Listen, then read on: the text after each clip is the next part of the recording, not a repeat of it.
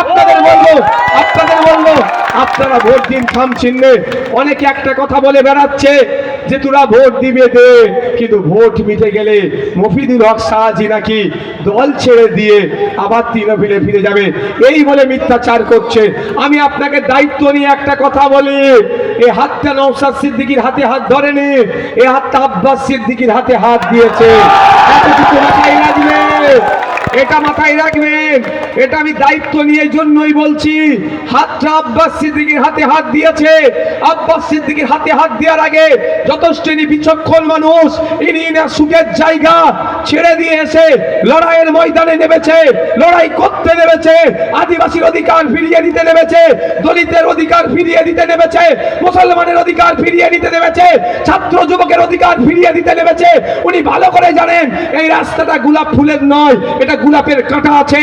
তারপরে এই রাস্তা অতিক্রম করে সুন্দর একটা সকাল উপহার দেবে, যে সকাল এই কলসুরের স্বাস্থ্য কেন্দ্রের উন্নয়ন হবে, যে সকাল চাকরার রায়পুরের স্বাস্থ্য কেন্দ্রের উন্নয়ন হবে, যে সকাল আপনার আমার উন্নয়ন হবে, যেখানে ধর্মীয় বিভাজন থাকবে না, হিংসা থাকবে না, সেই সকাল উপহার দেওয়ার লড়াই নেমেছে।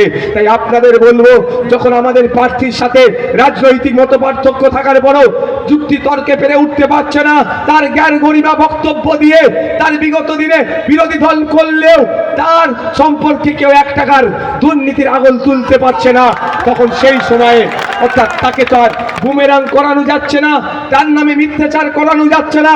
সেই সময়ে কি করছে, একটাই ডায়লগ, ভোট দিচ্ছ দাও, ভোট মিটে গেলে সে নাকি আবার তৃণমূলে ফিরে যাবে। আমি একটা কথা বলবো বন্ধুরা, ও কথা ভেবে লাভ হবে না। তাহলে তৃণমূলে ফিরে যাবে গল্প শোনালে, তাহলে আমি যদি বলি আগামী দিনে আইএসএফ বামপন্থীরা সরকার তৈরি করবে, তাহলে অমুক বাবু যেভাবে দুর্নীতি করে রেখেছে, তাহলে তো আইএসএফ বামপন্থীদের সরকারে ঢুকে যাবে। ভাই কি বলছি বুঝতে পারছেন না? যদি আগে থেকেই সব জেনে যান, হ্যাঁ ও সে তো নবনে ওরা ভালো জানে। কি বলছি বুঝতে পেরেছেন? তা আপনাদের বলছি, এটা বিভ্রান্ত ছাড়া অন্য কিছু করছে না, এটা জাস্ট বিভ্রান্ত করা হচ্ছে। আপনাদের বলবো, নির্দ্বিধায় নির্বিঘ্নে কলসুরের মানুষদের বলবো, হিন্দু মুসলমান নির্বিশেষে মানুষের পাশে থাকবে, যখন সমস্যায় পড়বে বুক চিতিয়ে লড়াই করবে।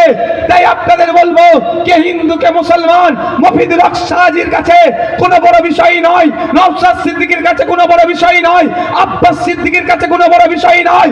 আব্বাস ভাইয়ানের বক্তব্য, দলিত অত্যাচার হলে তার পাশে দাঁড়াবো, আদিবাসী অত্যাচারের শিকার হলে তার পাশে দাঁড়াবো, মুসলিম অত্যাচারের শিকার হলে তার পাশে দাঁড়াবো। তার আদর্শে আদর্শিত হয়ে আমি নওশাদ সিদ্দিকী, মফিদুল হক সাহাজি ভাই আপনাদের সামনে এসেছে। ভাইজানের মনোনীত প্রার্থী লেফট ফ্রন্টের সহযোগিতায়, লেফট ফ্রন্টের সমর্থনে এখানে দাঁড়িয়েছে। ইভিএম মেশিনের 7 নম্বর বুদাম টিপে খাম চিহ্নে ভোট দিয়ে বিধানসভার মধ্যে পাঠানো আপনাদের কাজ, থাকা না থাকা রাখা আমাদের কাজ। ওটা আপনাদেরকে চিন্তা করতে হবে না, ওটা আপনাদের চিন্তা করতে হবে। আপনাদের কাজ কি? খামে ভোটটা দেওয়া, ইভিএম মেশিনের 7 নম্বরে ভোটটা দেওয়া, আর ওই কাজ আপনাদের চিন্তা করতে হবে না। বাকিটা কিভাবে রাখতে হবে না রাখতে হবে, যদি ভোটাররা ভোট দিয়ে জিতিয়ে বিধায়ক করতে পারি, আর বাকিটা কি ভোটাররা বুঝে নিতে পারবে না? হ্যাঁ জোরে বলেন।